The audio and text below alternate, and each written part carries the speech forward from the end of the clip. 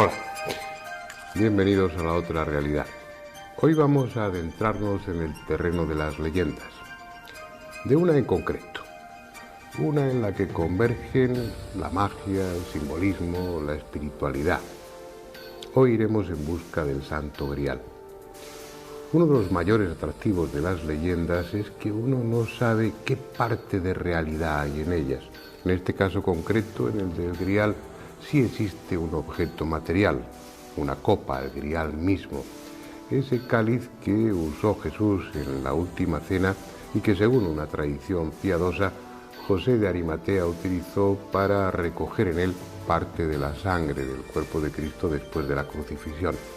Que ese objeto haya perdurado hasta nuestros días y esté localizado es algo que veremos después. Pero en cualquier caso es un objeto, solo eso, un objeto físico, sin otro valor intrínseco que el del material en el que está tallado, con el que está construido. Lo que hace de él algo distinto, algo especial, aparte de las razones históricas, son los anhelos, los deseos, las esperanzas, los sentimientos, en definitiva, que se han puesto sobre él. Sentimientos que lo han transformado en mucho más que una simple copa, que lo han transformado en un símbolo. Por eso el camino que en la Edad Media emprendieron muchos caballeros en busca del Grial tuvo en ocasiones éxito, aunque no encontraran el objeto físico, el Grial, porque sí encontraron lo que él simboliza. ¿Y qué simboliza el Santo Grial? Es una pregunta de difícil respuesta. Se podrían dar muchas, pero yo creo que la síntesis de todas ellas es que el Grial simboliza la presencia de eso que entendemos como divinidad en cada uno de nosotros, en nosotros mismos, con toda la responsabilidad que eso implica. Dicho de otra forma, el camino del Grial sería un camino de vuelta a nuestro propio origen.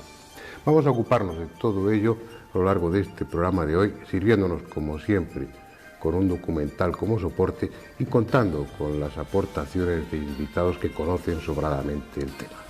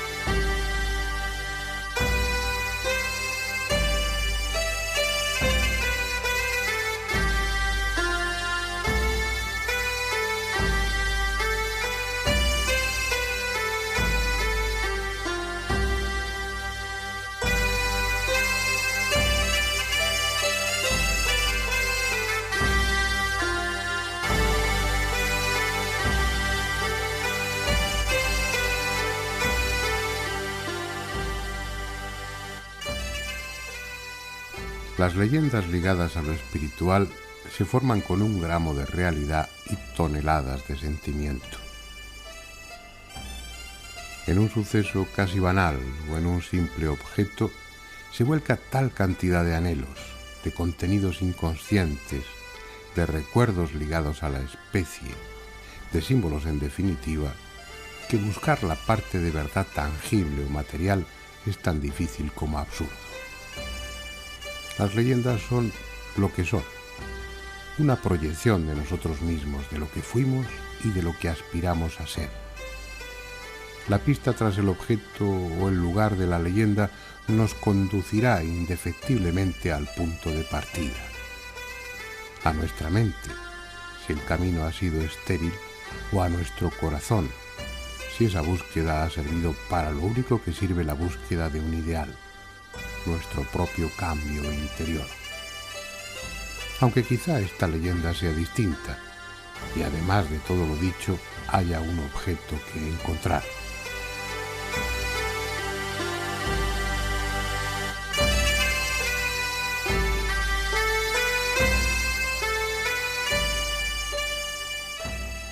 Según se cuenta, José de Arimatea, un piadoso judío de acomodada posición, fue quien se hizo cargo del cuerpo de Cristo tras su muerte. Algunas tradiciones sostienen que también conservaba en su poder el cáliz que Jesús había utilizado durante la última cena y que en ese mismo cáliz recogió la sangre que salía de las heridas del cadáver al limpiarlo. Ese recipiente, que para tan dos nobles funciones había servido, es el objeto precioso a conseguir, el grial.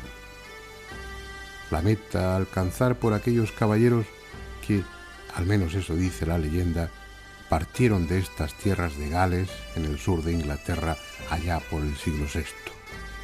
Lo cierto es que por entonces poco o nada se sabía de ellos. Tuvieron que esperar más de 600 años para que sus gestas, amores y desventuras fuesen dadas a conocer en un libro novelado escrito por un francés, Chrétien de Troyes, a finales del siglo XII. Pero no fue una espera en vano, porque lo que en ese libro se contaba fue llevado con asombrosa rapidez por narradores y juglares hasta el último rincón del continente. Era como si todos hubieran estado esperando ansiosamente a que se escribiera. Europa había sobrevivido al año 1000 sin que el anunciado reino de Dios llegase. Lejos de ello, lo que reinaba era la desolación.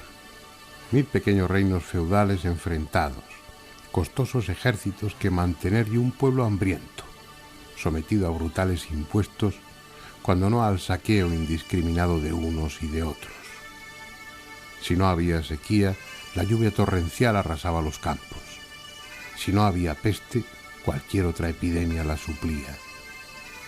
Daba la impresión de que con el nuevo milenio Dios les había abandonado definitivamente.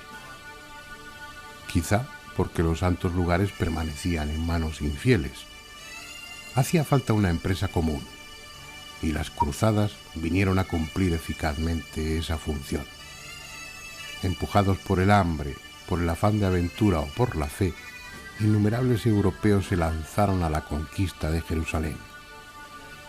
La Iglesia, por su parte, añadió el incentivo de que a quien participase en tan cristiano empeño, todos los pecados le serían perdonados. Y si no con tesoros, los que regresaban venían con reliquias para venerar y extraordinarios relatos de aquellas lejanas tierras para contar. Una historia como la del Grial no podría haber encontrado mejor momento que aquel para prender en el ánimo popular. Una historia, o leyenda, o ambas cosas, que en tan injusta como imprescindible síntesis era más o menos así.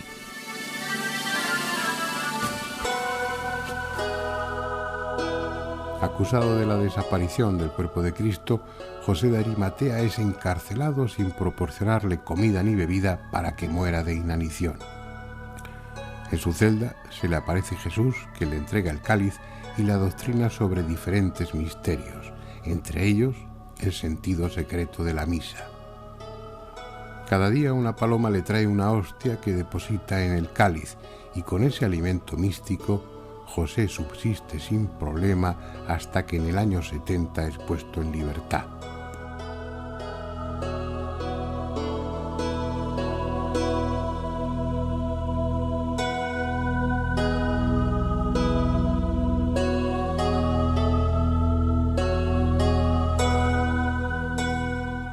Acompañado de sus discípulos, instaura la primera mesa del Grial, que como la de la última cena tiene 13 asientos. En el de Jesús se coloca un pez, y el que corresponde a Judas queda inmediatamente vacío, porque devora o se traga a quien se sienta en él. Desde ese momento es conocido como el sitio peligroso, y solo podrá ser ocupado por alguien de especiales cualidades.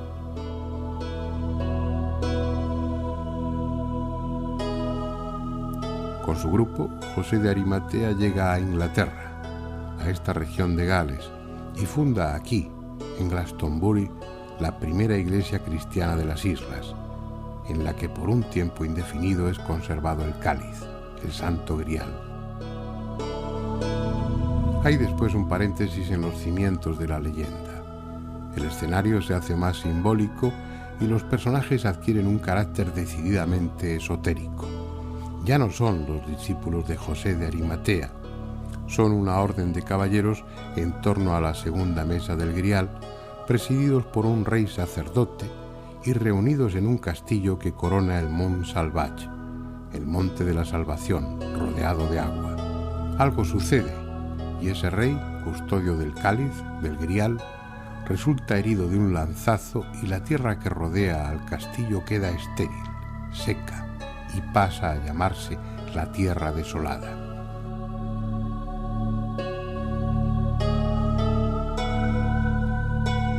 Así pues, cuando se inicia el ciclo del rey Arturo y sus caballeros de la tabla redonda, el Grial está en un simbólico monte de la salvación, en medio de la tierra desolada y custodiado por un rey herido que no puede morir hasta que no haya expiado su culpa. Además, el cáliz se ha complementado con otros objetos. La lanza que hirió al rey y que por alguna razón se relaciona con la lanza que usó el legionario romano para herir el cuerpo de Jesús en la cruz, una espada y una bandeja o fuente.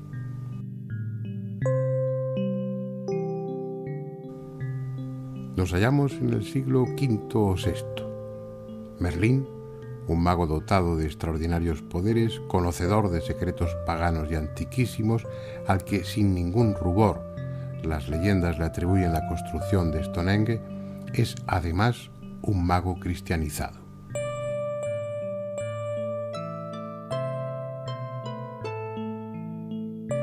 Solo alguien así podía ser el instaurador de algo tan simbólicamente complejo y tan espiritualmente integrador como la célebre tabla redonda, la tercera mesa del Grial.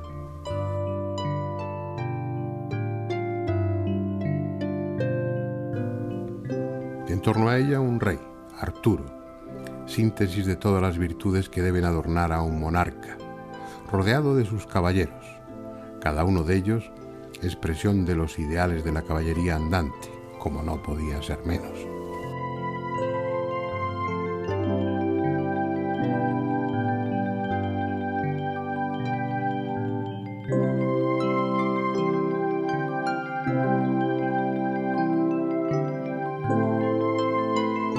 Un día de Pentecostés, estando reunidos alrededor de la mesa, se les aparece el Grial rodeado de luz y cubierto por un tenue velo. Es una invitación para que salgan en su busca, una invitación a la que obviamente no se resisten.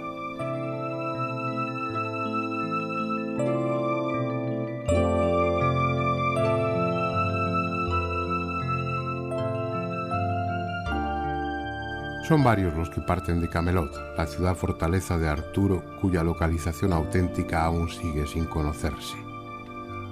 No saben a dónde tienen que ir ni en qué consiste exactamente su misión.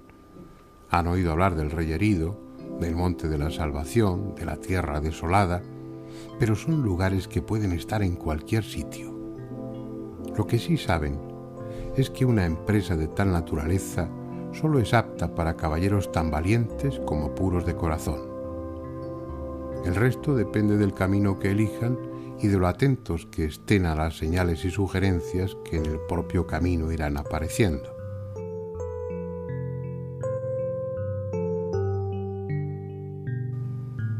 Así sucede, y liberando doncellas, ayudando a los débiles o superando las brujerías y encantamientos que surgen a su paso, van recibiendo indicaciones y consejos que los encaminan poco a poco hacia su meta. De los muchos que dejaron Camelot para ir en busca del Grial, solo 5 alcanzarán o estarán a punto de alcanzar su objetivo. Ser Lancelot, o Lanzarote, el perfecto caballero andante, valiente y noble como pocos, está a punto de llegar hasta el mítico cáliz, pero no lo consigue, porque en su corazón anida un amor adúltero hacia Ginebra, la esposa del rey Arturo.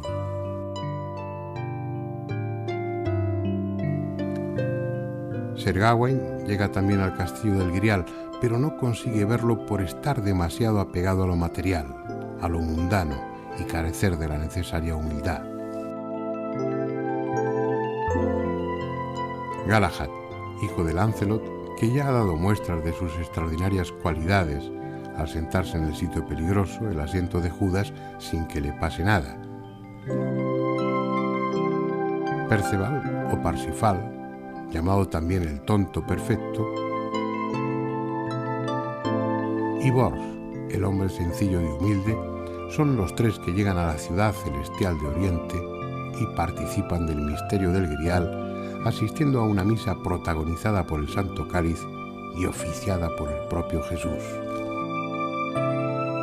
Galahad, el caballero virgen y perfecto, que ya era un iniciado antes de emprender la misión, muere gozosa y santamente al tiempo que el Grial asciende a los cielos. Perceval, que en el camino de ida había curado al rey herido, que así pudo al fin morir, y devuelto la tierra desolada a su antiguo esplendor, ya de vuelta se queda allí como nuevo rey pescador.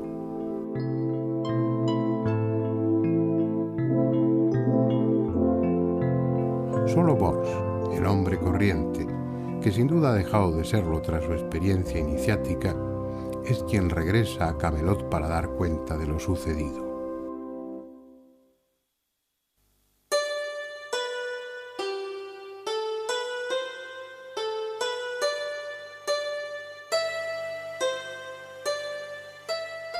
En el Grial confluyen multitud de símbolos precristianos, lo mismo que en los personajes de la saga y en los detalles que rodean a cada acontecimiento del relato.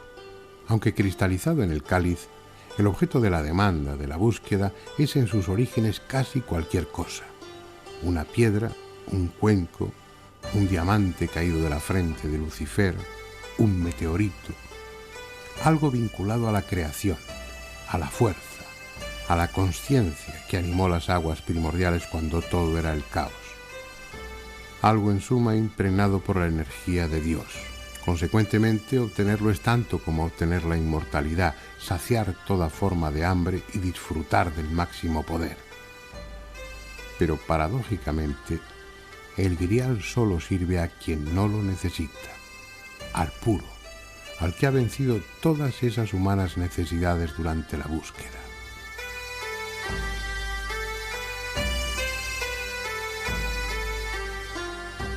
En buena lógica, el Mont Salvatge, el monte de la salvación en medio de la tierra desolada, no puede ser otro que este, el monte de las tentaciones, donde Jesús, el hombre arquetipo, domina su parte densa y asume su condición divina.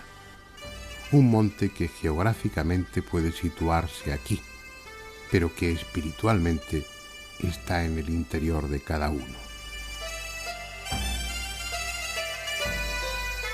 Otro aspecto importante, aunque complementario de la leyenda y también con lejanas raíces en otras religiones más viejas y profundas, es la exaltación de la figura femenina, en coincidencia con los inicios de la devoción mariana en Europa.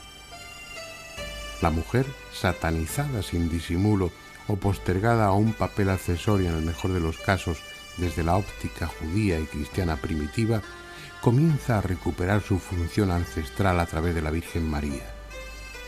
Es el retorno de la diosa madre, de Isis, de la intermediaria entre Dios y los hombres. Y al simbolismo del Grial se une el del útero como receptáculo o el de la rosa como cáliz natural. Y así podríamos seguir indefinidamente, porque los símbolos se entrelazan formando una red que atrapa cualquier concepto, cualquier idea.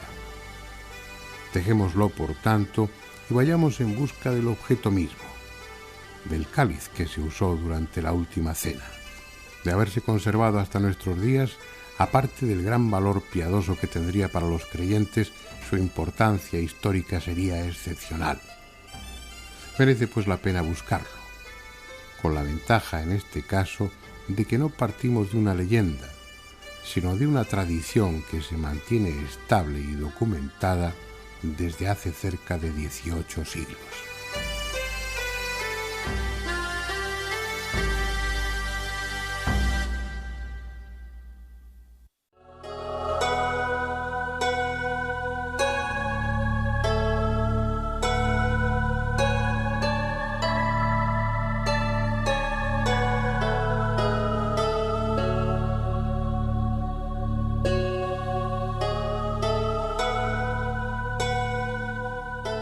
Es el año 258 y la Iglesia está siendo acosada y perseguida. Sixto II, el Papa de entonces, encarga a su diácono Lorenzo que saque de Roma y ponga a salvo los más preciados bienes, especialmente el cáliz usado durante la última cena y que el propio San Pedro había llevado a la capital del imperio.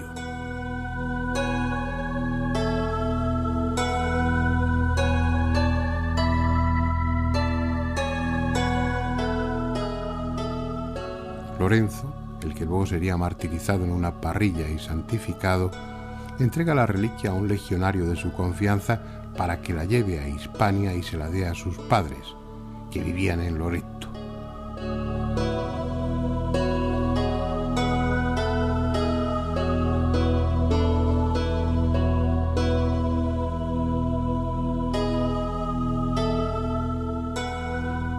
Y allí debió estar en algún lugar de lo que hoy es un barrio de la ciudad de Huesca, hasta que en el año 553 el obispo Vicencio manda construir dos iglesias, una dedicada a San Lorenzo y otra a San Pedro, que aunque reformada y ampliada durante el románico sigue ahí, conocida como San Pedro el Viejo, donde se conservaba con veneración el cáliz y donde tal vez seguiría estando de no haberse producido la invasión de los árabes.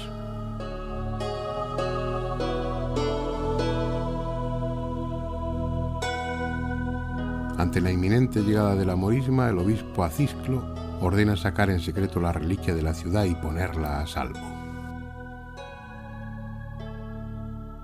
Llega de esa forma a Yebra, más o menos hacia el 715, donde es escondido en una cueva ermita junto a los restos de Santa Orosia, una mártir cristiana que fue torturada y muerta por no querer convertirse al Islam.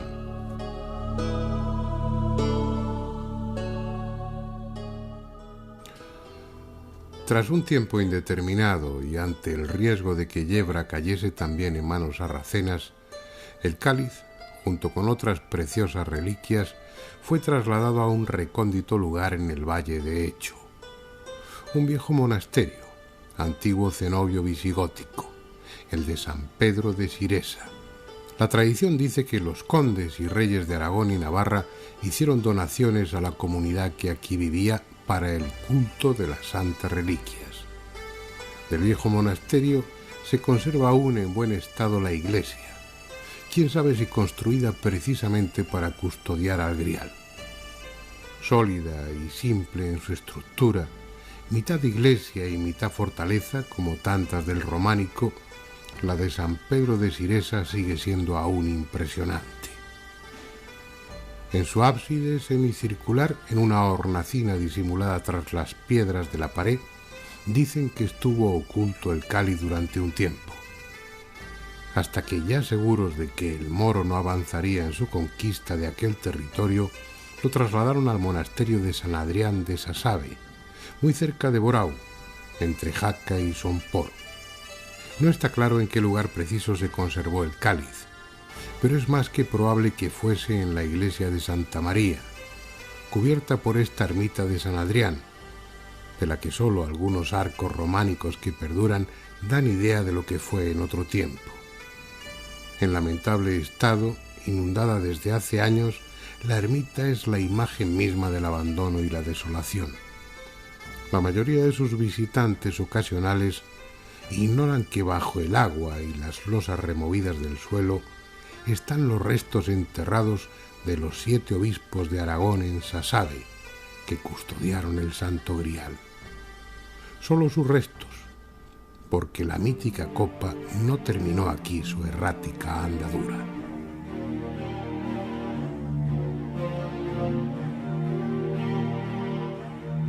Jaca estaba destinada a ser capital del reino y el rey Ramiro I aguardaba ansioso el momento de construir una catedral en la que se custodiara dignamente un objeto de tanta importancia para el orbe cristiano. Así se hizo, y el obispo García llevó el cáliz a la flamante iglesia en el 1044.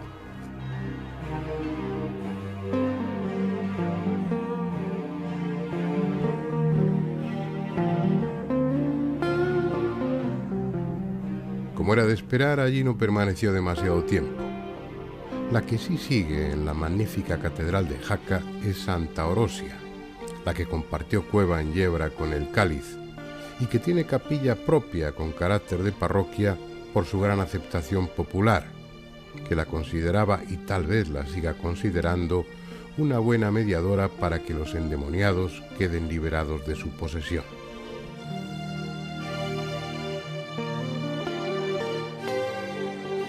Aunque a costa de casi una revuelta ciudadana, el Grial fue sacado de Jaca y trasladado al monasterio de San Juan de la Peña, lugar extraño donde los haya y tan lleno de raíces paganas, de antiguos ritos, que parece que atrajese a místicos de toda condición y creencia como la miel a las moscas.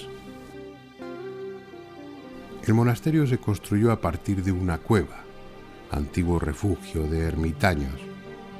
Se dice que los primeros en darle esa función fueron 2 hermanos, Voto y Felicio, que estando de caza descubrieron en la caverna el cuerpo incorrupto de un hombre santo, un anacoreta llamado Juan de Atarés. Fuera por conservar la tradición o porque el lugar fomentara la santidad, a esos eremitas siguieron otros, y en el 842 se construyó ya un monasterio puesto bajo la regla de San Benito. Los que, uniendo la cueva natural con la construcción en piedra, levantaron el monasterio y su extraño claustro, eran, al decir de los entendidos, profundos conocedores del simbolismo y de las formas y medidas que mejor potencian los estados alterados de conciencia, los trances y arrebatos místicos, como también se dijo de cátaros y templarios. El hecho es que el cáliz permaneció allí por más de 300 años, celebrándose la misa con él en ocasiones solemnes.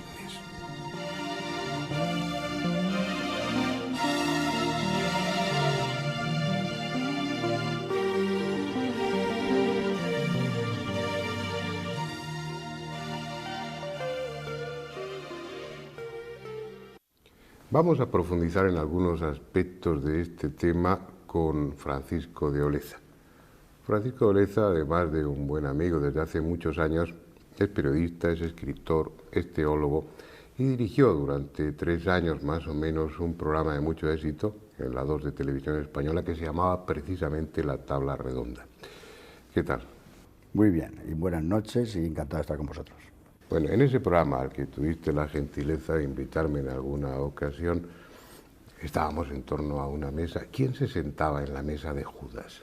Bueno, en la mesa... Perdón, en la mesa de Judas, en la silla de Judas. En la silla de Judas. Es que en la tabla redonda, que era una mesa redonda que teníamos en el programa, habíamos dejado el que se llamaba el asiento peligroso, porque en la primera tabla redonda, en la primera mesa redonda que hubo, que es la de Josefo, el que trajo el Grial, pues sí que era la silla de Judas. Pero después, con el tiempo, fue cambiándose y cambió incluso de nombre, se llamó el asiento peligroso.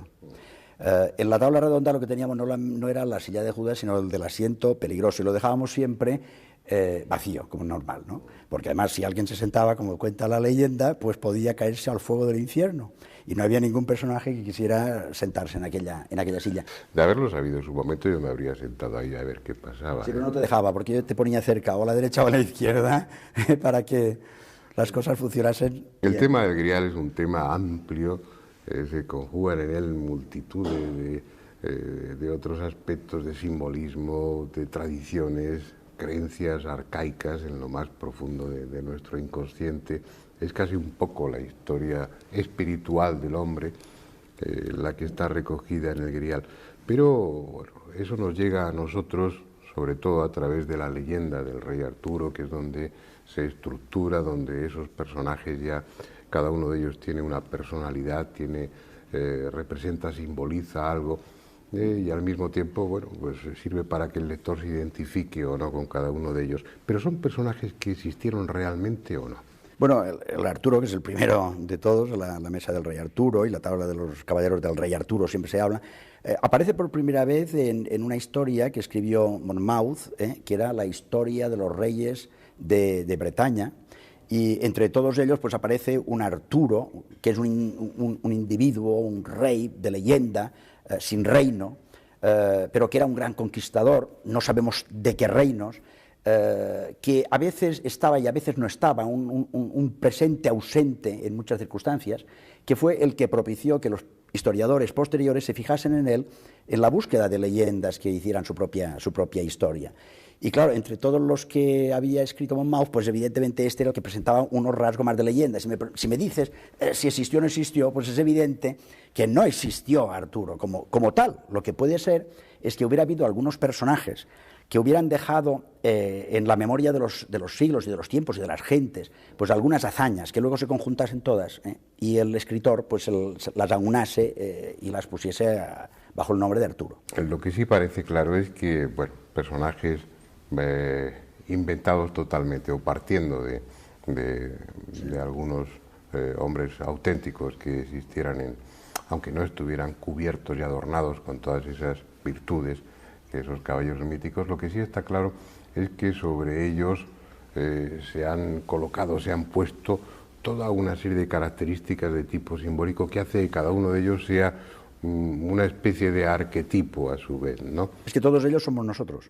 Nosotros somos Galaad y nosotros somos Lanzarote y nosotros somos tal. Lo que nosotros no somos es Arturo, porque Arturo es un ser, como he dicho antes, presente y ausente, y por tanto es alguien que se acerca a nosotros, pero está como un prototipo al que deberíamos llegar, pero muy después de recorrer caminos de una trascendencia impresionante. Es decir, que Arturo ni siquiera llega a ser un arquetipo nuestro. Nosotros más bien somos Lanzarote, somos Galaad, porque había como 150 caballeros, aunque en fin, se habla que había personajes de la historia de los caballeros de la tabla redonda, pues eran casi 1 millar personajes. Lo que ocurre es que los que más salen son 3 o 4 o 5, y en todas las novelas que se han ido escribiendo, en todas las leyendas que se han ido escribiendo también, pues aparecen sobre todo algunos de ellos. Estos, los más representativos, somos nosotros, cada uno de nosotros, cuando somos buenos, cuando somos malos, cuando queremos tal, cuando pecamos, cuando no sé qué. ¿Por qué? Pues Lanzarote pues quería llegar como todos nosotros, quería llegar al sumum y no llegó. Pues ¿por qué? Porque se enamora de Ginebra, que era la mujer del rey ausente, importante de Ginebra. Ese es un personaje que a mí siempre me llama la atención, ¿no? Se utiliza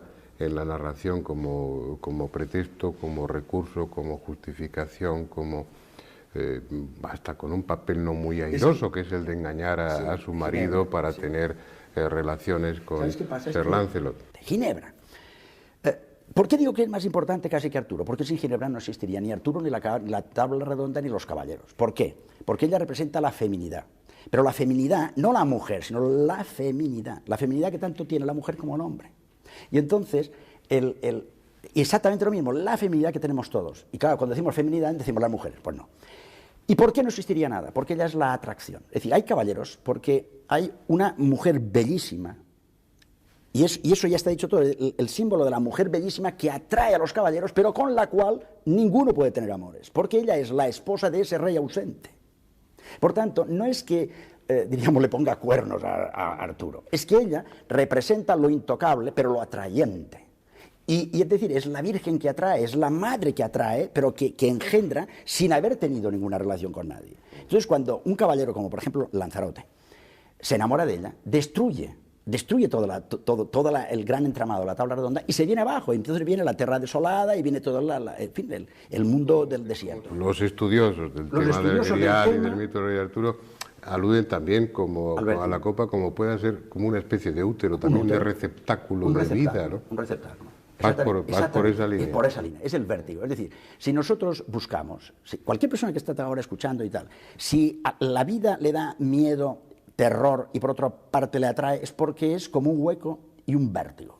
Tenemos vértigo de vivir y vivimos vertiginosamente. Es decir, entonces, claro, la mujer también es, hasta su forma fisiológica de ser, es justamente el continente.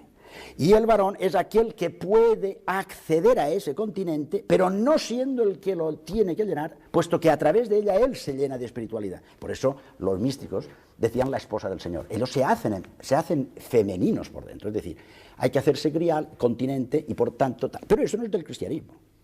Coges el mito de Isis y Osiris en Egipto y estás también con lo mismo, escarbas en esa misma cultura y te encuentras las aguas primordiales, te encuentras ese mismo concepto de agua que tiene que estar en un receptáculo en el que, bueno, pues el neófito o el despistado puede valorar el continente sin tener en cuenta que lo que importa es el contenido y que el continente a lo más le da una forma circunstancial, temporal, ¿no? Nosotros existimos tanto cuanto podemos llegar a ser el mito. El mito no es que sea algo que nosotros nos inventamos, sino algo que viene de arriba. Ejemplo, decimos Ronaldo, es un mito.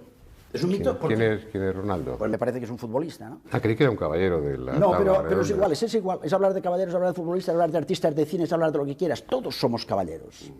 Lo que ocurre es que nosotros, una de dos, o hablamos en plan simbólico de la tabla redonda y decimos yo quisiera ser como Galaad, como Lanzarote, tal, no. Como Lanzarote, pero sin acabar con el tinglado enamorándome de Ginebra.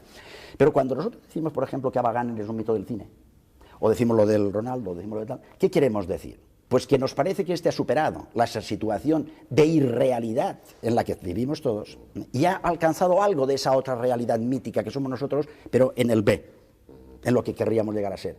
Y por eso siguen repitiendo. Serían nosotros mismos proyectados en algo que no somos, pero que aspiramos a ser. Es este vaso. Yo tengo este vaso ahora.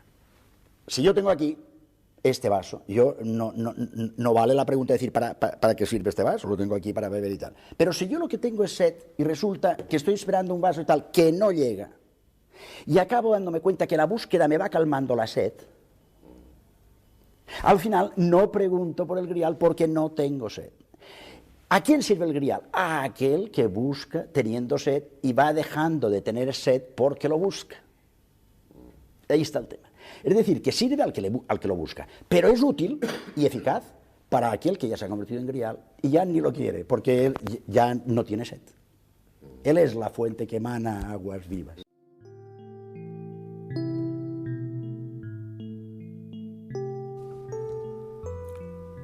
No es San Juan de la Peña una parte más de ese errático itinerario del grial. Ambos, lugar y cáliz, reforzaban su condición mística. Cristiana sí, pero con otros matices más profundos, más comprometidos que los del simple culto. No es un enclave para la devoción piadosa, sino para la integración con el todo, para la búsqueda interior. Aunque eso no complaciese a la Iglesia de Roma, más empeñada desde siempre en mantener un rebaño disciplinado y obediente que en permitir caminos alternativos de salvación por muy cristianos que resulten. De todos sus emplazamientos, el que tuvo el cáliz en San Juan de la Peña es el que por cronología y misticismo más y mejor se ajusta a la leyenda del grial. Sin embargo, no sería la última etapa de aquel viaje emprendido siglos atrás en Galilea. Un documento, fechado el 29 de agosto de 1399, recoge la decisión del rey de la Corona de Aragón, Martín el Humano, de que el cáliz sea entregado por el abad de San Juan de la Peña.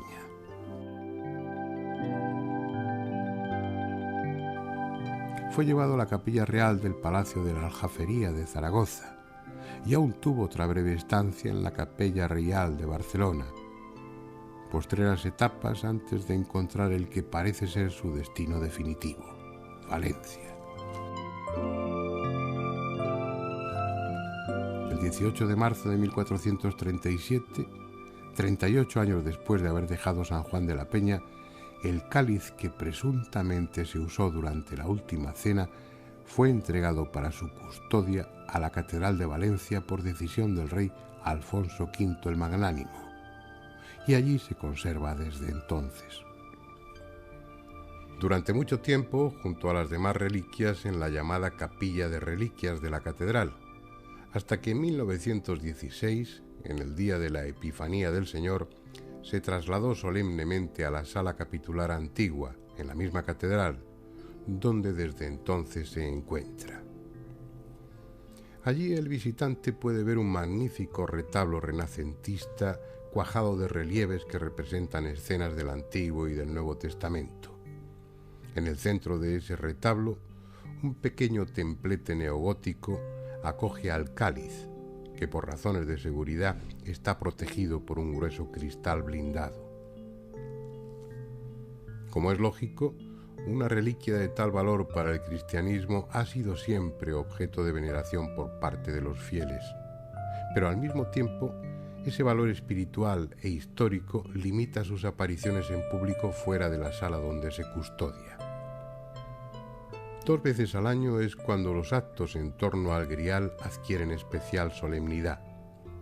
Una es el Jueves Santo y la otra, a la que estamos ahora asistiendo, el último jueves de octubre, fiesta anual de la Cofradía del Santo Cáliz, fundada en 1951. Retirado de su urna en la Sala Capitular Antigua por el encargado de su custodia y en presencia de 2 sacerdotes, el cáliz se traslada procesionalmente hasta el altar mayor.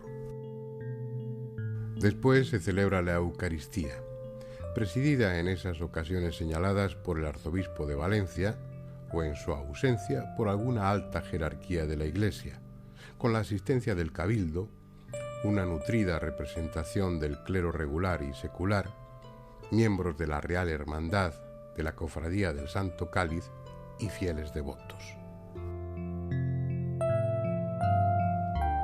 A continuación, el ceremonial incluye el rezo de las preces reglamentarias al Santo Grial y, por último, una procesión claustral y de retorno a su capilla mientras se entonan los llamados gozos al Santo Cáliz. Un ritual solemne, como corresponde a la importancia de la reliquia, presumiblemente la misma copa que Jesús utilizó al instituir la Eucaristía durante la última cena. La copa es solo la parte de arriba. Está tallada en ágata cornalina oriental y los estudios realizados han permitido deducir que corresponde al periodo entre el siglo II a.C. y el siglo I de nuestra era. Igualmente, los expertos consideran que su factura es propia de algún taller de Egipto, de Siria o de la misma Palestina. Características que la sitúan en la época y en el entorno correctos para ser lo que la tradición afirma que es, el Santo Grial. El resto, en oro burilado, y el pie, también de ágata, fueron añadidos después, probablemente cuando salió de San Juan de la Peña y estuvo en las capillas reales de la Corona de Aragón. 26 perlas, 2 esmeraldas y 2 berilos realzan su aspecto, aunque nada añaden a su valor espiritual. Así pues, es casi seguro que ese grial buscado por los caballeros medievales sea el que se conserva en la Catedral de Valencia. El otro grial, el místico, está en el interior de cada uno. Por eso resulta mucho más difícil llegar hasta él. Cuando estábamos hablando antes, me estaba llamando la atención algo que no quiero dejar de decir, y es cómo en una conversación fluida en la que el elemento, no de discusión, de conversación, de charla, es lo simbólico, se va enriqueciendo constantemente, van apareciendo otros elementos que hasta ahora no habían entrado en juego, pero que tienen un significado parecido, que enriquecen el simbolismo de aquel objeto de lo que estábamos. Hablabas de la copa, del cáliz, esa descripción que hacías de la parte de arriba se coloca abajo y sirve de peana, ¿no? Cuando lo juntas, cuando ocupa su lugar, es eso, es la esfera, es el huevo cósmico. Has hecho el proceso alquímico. Has hecho el proceso. Lo que pasa es que uno tiene la sensación, al referirnos a la grial, que cuando eso se produce, ya se ha completado un ciclo, ya no hay nada. Eso es lo que sería la vuelta al principio. Se completaría el ciclo artúrico de verdad. Porque... El ciclo artúrico sería como el ciclo trascendente del hombre. Es decir, por esto decía, ha habido un momento que he hablado que el ciclo artúrico, en el fondo, es una metahistoria, más allá de la historia, es una superhistoria. ¿Y qué quiere decir esto? Justamente esto, porque la búsqueda de los caballeros es siempre, cuando se les escapa el grial, la primera aparición en la que tienen, esa que hemos llamado de Pentecostés, por así decirlo, justamente dice, debemos buscar lo perdido. ¿Y qué es lo perdido? Lo olvidado. Entonces hay que volver. ¿Y qué hemos olvidado? El origen. O sea, todo el juego es la vuelta al origen. La tabla redonda, el huevo cósmico, es siempre redondo, porque empezamos otra vez. Pero nunca empezamos en el mismo sitio porque hemos hecho un camino. Es otra historia. Siempre hacemos otra historia. Y cuando hablamos de esto, pues decía, es que empezamos a hablar y fíjate, van saliendo cosas y tal, ¿no? Pues por ejemplo, ¿por qué la mesa es redonda? Hay un centro, el centro que siempre se busca, el onfalos, el ombligo del mundo, tiene que ver con el huevo del mundo. Siempre es, el origen es al final, el final. ¿Y el final qué es? El origen. ¿Y qué es? Esta vuelta de todos los radios de la rueda, que van a dar a ese centro. Centro que siempre se busca, por ejemplo, en la historia, Jerusalén, centro, Roma, centro, la Meca, centro, para los indios, la montaña, el Monte Meru, que es un centro, una cima de una montaña y tal, siempre el centro. Siempre vamos buscando. ¿Y por qué determinados lugares? Pues por lo mismo de siempre. Hay que recorrer los bosques, hay que recorrer los caminos, hay que hacer un viaje iniciático, caminando, recorriendo unos determinados kilómetros del alma, kilómetros de vida, kilómetros de intensidad interior, para llegar precisamente a ese centro que somos nosotros mismos, porque al final, de la misma manera que la copa se convierte tal, la tabla somos nosotros, es nuestra historia, esto es nuestra historia. Por eso se repite y por esto seguimos hablando de ella, porque siempre es hablar de nosotros. Hombre, de una manera menos egoísta, menos humildemente, por lo que querríamos ser, que es bien interesante. Si cada uno se preguntase muchas veces lo que quiere ser, a lo mejor estaría más contento de lo que estamos. ¿No? Sí, el tema es, bueno, da de sí todo lo que se quiera para conversar sobre él. Pero antes de que dejemos esta charla, por lo menos para mí muy grata, no sé si para ti y para nuestros espectadores también, pero para mí sí lo es. Hay un personaje ahí que se me escapa un poco, porque bueno, estamos hablando de un mito, estamos hablando de un símbolo, estamos hablando de algo que la Iglesia utiliza en un determinado momento. Tampoco lo usó mucho en aquella época, no se sirvió del grial como pretexto para grandes campañas, ¿no? Puso mucho más énfasis en las cruzadas. Pero es algo que trasciende, como comentábamos antes, cualquier... No, que cristianizó en un momento determinado, como suelen hacer las culturas, ¿no? Pero hay un personaje ahí, es Merlín, que es el mago, es el hierofante, es algo absolutamente pagano, que sin embargo se cristianiza en ese mito del rey Arturo. Es decir, más que pagano, él lo que hace es el gran inventor, es el gran creador del sistema. Él crea a Arturo y crea a los caballeros y lo crea todo. Es el gran creador. Es el guionista. Es el guionista, exactamente, es el guionista del entramado, ¿no? Y claro, el guionista del entramado, que no es profano, porque nada hay profano, como nada hay religioso, a ver si nos entendemos. Todo es lo que es. Y en su momento determinado tiene la doble cara de que se puede entender visto desde aquí o visto desde el otro lado, que esto es el símbolo. Esto es el símbolo, lo que tiene un lado y tiene otro lado. El lado invisible, que es el que hay que conseguir ver. Y claro, Merlín es el gran constructor de toda esta historia, que al final puede cristianizarse y puede religiosizarse, y sobre todo lo que puede es espiritualizarse, porque Merlín es un mago, y el mago, en contra de lo que mucha gente se cree, la gran magia, no la negra, etcétera, porque siempre ya es la decadencia, siempre está lo opuesto, ¿no? Los absolutos, el absoluto positivo, el absoluto negativo. Pero el absoluto positivo, la gran magia, es la creación, es la poesía, es el ser capaces de transformarnos en dioses sois, creadores de nosotros mismos. Y el gran Merlín lo que hace es justamente crear toda una gran leyenda que viene de leyenda, y leyenda, traducido perfectamente, es lo que debe ser leído. Fíjate, leyenda. Por tanto, debe ser leído. Y uno dice, pero ¿por qué las leyendas que estamos desaprovechando? Y estamos desaprovechando, porque la riqueza que tiene esto para entenderse a nosotros mismos es clarísima. Entonces, ¿por qué lo desaprovechamos cuando leyenda es aquello que debe ser leído? ¿Y por qué no se lee? Claro, pues ¿por qué? Pues a lo mejor porque faltan muchos merlines. faltan merlines que nos estén todos los días recordando la gran riqueza impresionante que podemos tener contemplando con los ojos, escuchando con los oídos, hablando con la boca, oliendo los olores, darse cuenta de las cosas, que es que vivimos sin darnos cuenta. Pero los símbolos lo que hacen, el merlín lo que hace es crearnos un mundo para que digamos, este es el real, pero el mágico. Bueno, muy bien, al final, Francisco, la búsqueda del Grial es lo que se presentía, que es la búsqueda de nosotros mismos, ¿no? Una búsqueda, un camino que uno recorre y que termina en ese punto de partida inicial, pero con una visión nueva, que nos permite... Saber que somos griales. Claro, ver lo que no antes veíamos, no veíamos. Que ya no buscamos el Grial porque somos Grial.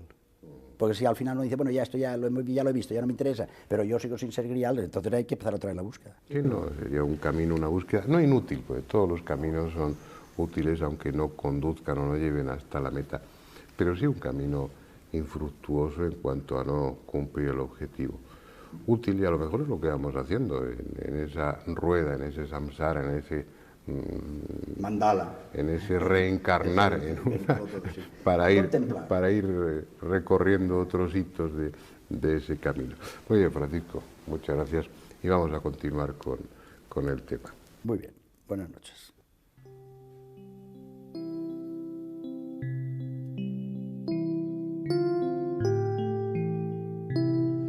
Y se consigue por medio de intervenciones de arzobispos, incluso según alguien, por la intervención del Papa Luna, se consigue que el abad del monasterio San Juan de la Peña entregue el Santo Cáliz. Y ahí tenemos el primer documento fehaciente del Santo Cáliz en 1399.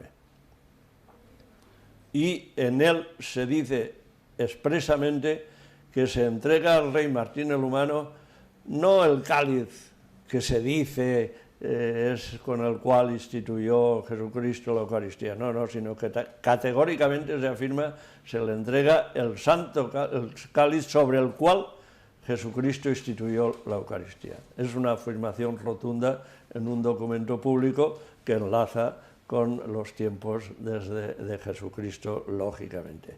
Porque también hay unas referencias, los historiadores ya no confían en este otro documento, pero hay referencias escritas de un auto del año 1134, en el cual se habla también del Santo Cáliz. Pero este documento, que algún historiador dice que lo ha visto, no se tuvo la prudencia de reproducirlo y no hemos podido dar con él. Ahora la Cofradía del Santo Cáliz, junto con la Real Hermandad, pues ha instituido una beca y hay una licenciada en Filosofía y Letras de Valencia que está haciendo un trabajo de investigación sobre el Santo Cáliz en los archivos de Aragón, de Madrid, del Vaticano, en fin, de Valencia, para ver si encontramos aún más antigua datación histórica del Santo Cáliz. Es un trabajo en el cual tenemos mucha confianza porque los archivos de la Corona de Aragón son muy ricos y en Madrid también hay mucha documentación que creemos no ha sido agotada la investigación sobre ellos. En eso estamos y veremos los resultados. Luego la circunstancia de que al morir Martín el Humano, pues se produce sin descendencia, se produce el compromiso de Caspe y entra la rama castellana en la Corona de Aragón con Fernando de Antequera, muere Fernando de Antequera y le sucede Alfonso Magnánimo. Alfonso Magnánimo es un rey enamorado de Valencia y se trae con él los tesoros y entre ellos el Santo Cáliz, según consta documentalmente. Y Alfonso Magnánimo, primero, como es un hombre batallador, es un hombre además de cultísimo, es un hombre que tiene empresas militares y navales por todo el Mediterráneo, pues deja en Palacio Real las reliquias. Pero pensando que pueden correr peligro, las entrega en depósito en la catedral. Y desde entonces, pues el Santo Cáliz lo tenemos en la Catedral de Valencia desde 1437. O sea que Y todo esto ya documentado perfectamente, aquí ya no hay dudas de tradiciones ni nada. Y así discurre la historia del Santo Cáliz, y desde entonces en Valencia pues lo tenemos y lo veneramos. Tal vez no se le ha venerado con la pompa de vida, pero han habido muchos arzobispos que le han dedicado su veneración, y entre ellos está San Juan de Ribera, un santo que en su Biblia de uso normal tiene anotado, al margen del momento del Evangelio en el cual se detalla la institución de la Eucaristía, escrito de su puño y letra, una frase que dice: este cáliz se conserva en la Catedral de Valencia. O sea que es un relato de hombres santos que tienen una fe completa en la realidad y la verdad del Santo Cáliz. Bien, como hemos visto, la búsqueda del Grial es misión de cada uno. La nuestra ha sido exponer el tema y merecer su atención. Lo mismo que intentaremos la semana próxima aquí, en La Otra Realidad. Hasta entonces.